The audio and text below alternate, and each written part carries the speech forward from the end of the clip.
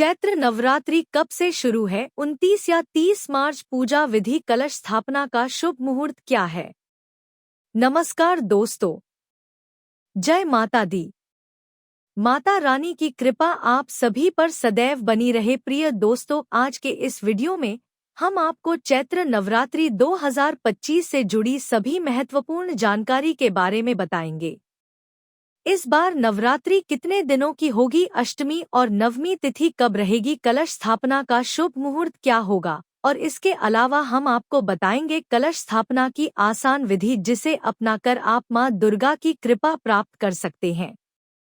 अगर आपको यह जानकारी अच्छी लगे तो वीडियो को लाइक करें और कमेंट बॉक्स में जय माता दी लिखना ना भूलें। वैसे तो नवरात्रि 9 दिनों की होती है, लेकिन कभी कभी तिथियों की घट बढ़ के कारण यह 8 दिनों की भी हो जाती है। इस बार चैत्र नवरात्रि 8 दिनों की होगी।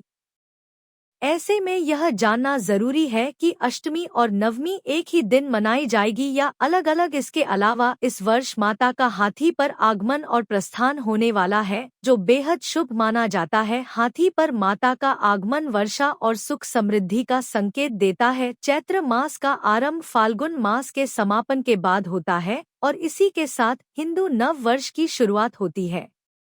इस वर्ष चैत्र नवरात्रि का शुभारंभ 30 मार्च 2025 रविवार को हो रहा है और इसका समापन 7 अप्रैल 2025 सोमवार को होगा।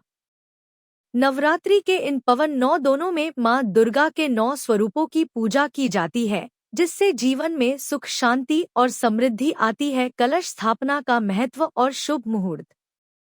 नवरात्रि के पहले दिन कलश स्थापना करने की परंपरा अत्यंत प्राचीन है। यह घर में सकारात्मक ऊर्जा का संचार करता है और देवी की कृपा को आकर्षित करने का सर्वोत्तम उपाय है। कलश स्थापना के शुभ मुहूर्त इस प्रकार है। प्रातः काल मुहूर्त 30 मार्च 2025 सुबह 6:01 से 10:02 तक रहेगा। अभिजीत मुहूर्त 30 मार्च 2025 दोपहर 12:01 से 12:50 तक रहेगा। इस समय पर कलश स्थापित करने से घर में सुख समृद्धि आती है और माता रानी का आशीर्वाद प्राप्त होता है। कलश स्थापना की विधि। सबसे पहले पूजा स्थल का शुद्धिकरण करें। इसके लिए थोड़ा सा गंगाजल चारों ओर छिड़के और ओम का उच्चारण करें। अब कलश ले और उसे गंगाजल से शुद्ध करें। कलश के अंदर पहले गंगाजल डालें और फिर उसमें हल्दी की गांठ, सुपारी, सिक्का, अक्षत और दूर्वा डालें। इसके बाद कलश को ढकने के लिए नारियल ले। नारियल को लाल चुनरी में लपेटे और उसे मौली रक्षा सूत्र से बांध दें। नारियल को इस तरह रखें कि उसकी ऊपरी भाग बाहर की ओर रहे। अब लकड़ी की चौकी ले और उस पर लाल या पीले रंग का कपड़ा बिछाएं। अब कलश को चौकी पर रखें और उसके चारों ओर अक्षत छिड़के। इस दौरान ओम देवी दुर्गाय नमः मंत्र का जाप करें। यदि संभव हो तो कलश के पास जो बोने लिए एक मिट्टी का पात्र भी रखें। माता की पूजा में इन रंगों को बहुत शुभ माना जाता है। इसके बाद मां दुर्गा की मूर्ति या तस्वीर को पूजा स्थल पर रखें। अखंड ज्योत जलाने के लिए शुद्ध घी या तिल के तेल का प्रयोग करें। दुर्गा सप्तशती या देवी मंत्रों का जाप करें और संकल्प ले कि आप 9 दिनों तक माता की आराधना करेंगे। नवरात्रि में माता रानी के 9 स्वरूपों की पूजा का विशेष महत्व होता है। हर दिन माता के एक रूप की पूजा करने से विशेष फल की प्राप्ति होती है। पूजन के दौरान देवी को लाल फूल, नारियल, हल्दी, कुमकुम, दूध, मिठाई और पंचमेवा अर्पित करना शुभ होता है। अखंड ज्योत जलाने के नियम। नवरात्रि में अखंड ज्योत जलाने का विशेष महत्व है। यह देवी के प्रतीक के रूप में मानी जाती है और यह पूरी नवरात्रि बिना बुझी जलती रहनी चाहिए। अखंड ज्योत जलाने के लिए एक बड़ा दीपक ले, उसमें घी या तेल डालें और एक लंबी बत्ती लगाएं। इस दीपक को इस प्रकार रखें कि कोई भी हवा से ज्योत बुझ न सके। ध्यान रखें कि अखंड ज्योत जलाने के लिए पर्याप्त घी या तेल पहले से तैयार रखें। यदि घी की ज्योत जलाई है तो आपको कम से कम 1 किलो घी की आवश्यकता होगी और यदि तेल की ज्योत जलाई है तो 1.5 से 2 लीटर तेल की जरूरत होगी। पूजन की विधि। पूजा की शुरुआत करने से पहले गणेश जी का आवाहन करें।